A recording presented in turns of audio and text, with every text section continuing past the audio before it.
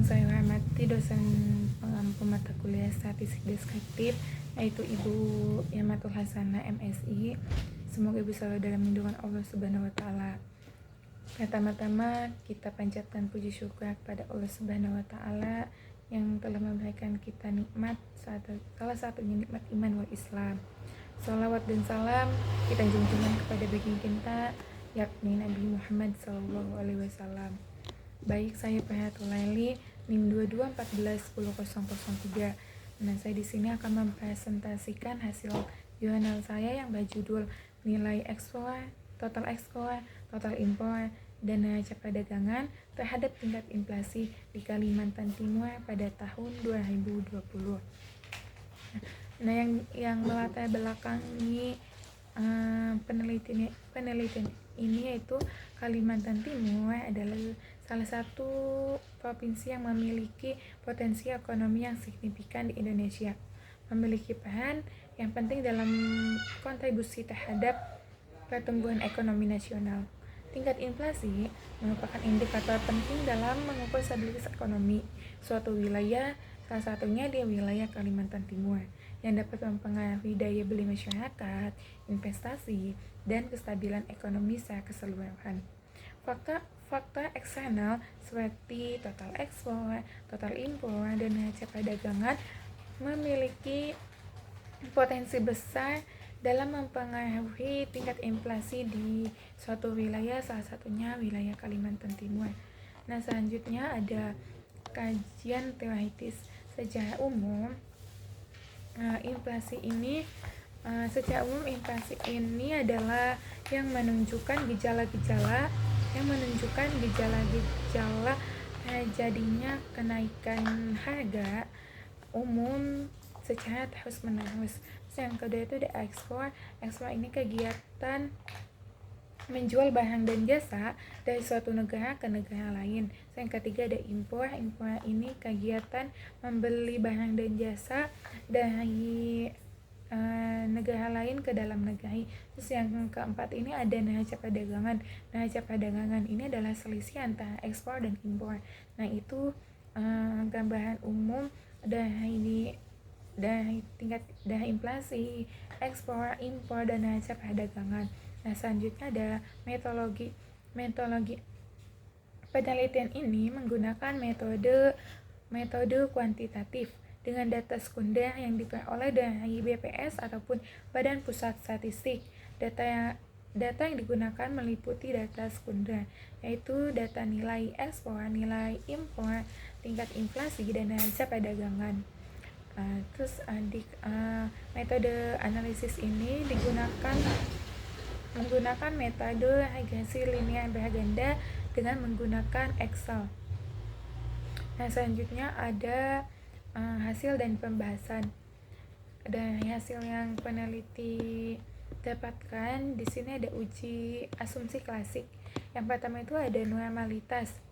Nah, dari gambar di sini bahwa kita ketahui gambar ini membentuk lonceng ataupun gunung. Yang ketika gambar normalitas itu berbentuk lonceng ataupun gunung, maka bisa diartikan bahwa terdistribusi secara normal. Nah, selanjutnya ada multikolinearitas. Nah, bisa kita lihat dari gambar di atas ini. Hasil dari multikolinearitas diuji dengan melihat nilai korelasi antara variabel independen ataupun variabel bebas. Hasil ini menunjukkan bahwa tidak ada multikolinearitas. Kenapa? Karena nilai korelasi antara total ekspor, impor, dan neraca perdagangan yaitu adalah 0,097 yang berada di bawah 0,70 dan lebih dari 0,70. Nah, selanjutnya ada hetero. Nah, bisa kita lihat dari gambar di sini bahwa data ini tidak menunjukkan. Kenapa? Karena ketika titik-titik menyebar di atas dan di bawah angka 0 dan nilai signifikan 0,5, maka tidak terjadi hetero. Nah, selanjutnya ada linearitas. Linearitas pada gambar di sini tuh ada total ekspor ataupun X1, total impor ataupun X2, dan neraca perdagangan ataupun X3.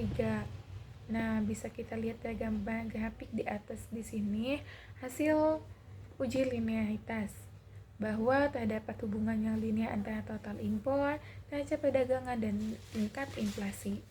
Hal ini berarti model harga hasil linear sederhana dapat digunakan untuk menjelaskan hubungan antara kedua variabel tersebut. Nah, selanjutnya ada autokorelasi. Nah, bisa kita lihat dari gambar di sini bahwa terdapat titik-titik dalam grafik di sini ya, tidak menunjukkan pola yang teratur ataupun seperti garis lurus dan berapa. Hal ini menunjukkan bahwa tidak adanya hubungan sistematis antara nilai residual dengan periode tertentu dengan nilai residual pada periode sebelumnya. Nah, selanjutnya ada persamaan regresi. Bisa kita lihat dari hasil persamaan regresi yang diambil dari Excel bahwa di sini ada nilai konstan. Nilai konstan itu ditandai dengan A kecil, yaitu memiliki nilai positif sebesar 0,32418374. Tanda positif di sini menunjukkan pengaruh yang searah antara variabel independen dan variabel dependen.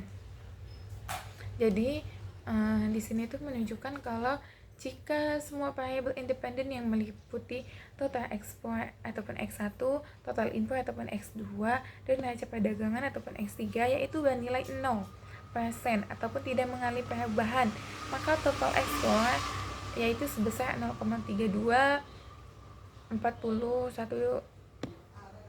Terus setelah itu ada nilai koefisien regresi untuk variabel total ekspor X1 yaitu sebesar 17,75779297, menunjukkan jika total ekspor mengalami kenaikan 1%, maka total ekspor akan naik sebesar 17,75779297 dengan asumsi variabel independen lainnya dianggap konstan. Tanda positif itu menunjukkan pengaruh yang searah antara variabel independen dan variabel dependen. Nah, nilai koefisien regresi untuk total impor ataupun X2 yaitu sebesar 17,7582, yang menunjukkan jika total impor mengalami kenaikan sebesar 1%, maka total ekspor akan naik menjadi 17,7582 dengan asumsi variabel independen lainnya dianggap konstan. Nah, tanda positif itu diartikan pengaruh yang searah antara variabel independen dan variabel dependen. Nah, selanjutnya nilai koefisien regresi ataupun X3 yaitu sebesar 17,7584. Nah, menunjukkan jika neraca perdagangan mengalami kenaikan 1%, maka total ekspor akan meningkat menjadi 17,7584 dengan asumsi variabel independen lainnya dianggap konstan. Nah, selanjutnya ada uji asumsi global. Nah, di sini ada F table. Numerator di sini 3, terus denominator di sini yaitu 8. Hasil 8 di sini yaitu 12 diambil 3 tambah 1. Jadi 3 tambah 1 kan 4. Jadi 12 diambil 4 yaitu hasilnya 8. Dari hasil 8 di sini bahwa terdapat F table-nya 4,07. Nah, selanjutnya ada F hitung. Nah, di sini ada rumus F hitung yaitu F SSE dibagi K dibagi SSE dibagi N diambil K ditambah 1. Nah, SSE di sini tuh 0,2803 dibagi K. K-nya itu kan yang tadi tuh. K-nya itu kan yang numeratornya itu kan 3. Masukin jadi 3 dibagi SSE-nya. SSE di sini kan 0,069 dibagi N. N itu jumlah N itu total data. Total data di sini kan di atas sampai bawah kan ada 12. Jadi 12 diambil, K-nya itu kan tadi tuh 3 tambah 1, 1 itu kan rumus. Nah, mendapat hasil 0,788.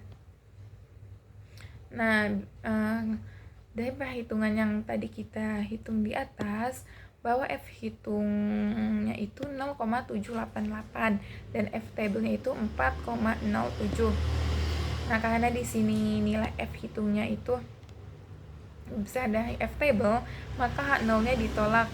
Yang mana ketika H0 itu ditolak, tidak semua nilai B sama dengan 0, menunjukkan bahwa setidaknya ada satu variabel independen ataupun X yang memiliki pengaruh terhadap variabel dependen ataupun Y. Nah, selanjutnya uji asumsi individu. Nah, di sini ada T-table. Kan T-table di sini signifikan yang kita perolehkan di sini 0,05 ketika kita menghitung di Excel. DF-nya di sini 12 itu kan total data itu ya. Total data diambil 3 itu K tambah 1 sama dengan 8, jadi hasilnya 8. Bisa kita lihat dari table di sini angka 8 sama 0,05 yaitu menghasilkan 2,306. Terus T hitung di sini. Nah, rumusnya itu T sama dengan BI diambil 0 dibagi SBI. Nah, BI ini koefisien regresi, sedangkan SBI ini standar deviasi. Nah, kita hitung yang X1-nya dulu, yaitu total ekspor. Nah, total ekspor di sini kan BI-nya itu kan 17,75779277 diambil 0.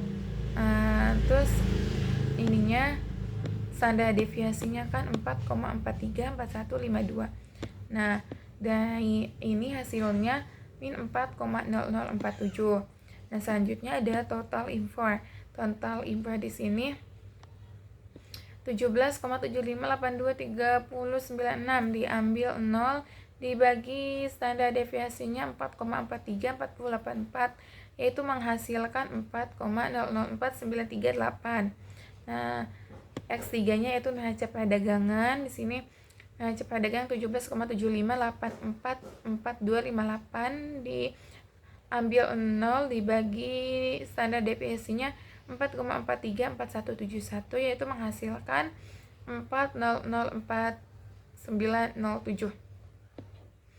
Nah, bisa kita simpulkan kalau misalnya T hitung di sini itu total ekspor min 4,0047, T hitung total impor 4,004938, T hitung neraca perdagangan yaitu 4,004907 dan T tabelnya 2,306. T hitung dari variabel total ekspor kurang dari nilai tabel yaitu 2,306. Jadi sehingga variabel total ekspor ini menolak H1 dan menerima H0, yang artinya variabelnya itu tidak mempengaruhi. Nah, sedangkan nilai T hitung total impor dan T hitung neraca perdagangan di sini tuh lebih dari 2,306 ataupun T hitung itu lebih dari T table, yang sehingga variabel total impor dan neraca perdagangnya itu menolak H0, yang artinya mempengaruhi variabel Y. Nah, bisa kita simpulkan dari jurnal ini bahwa analisis dan pengolahan data yang telah dilakukan menunjukkan bahwa keluaran Excel dari penelitian ini mencakup penggunaan model regresi linear berganda, hasil uji korelasi dan regresi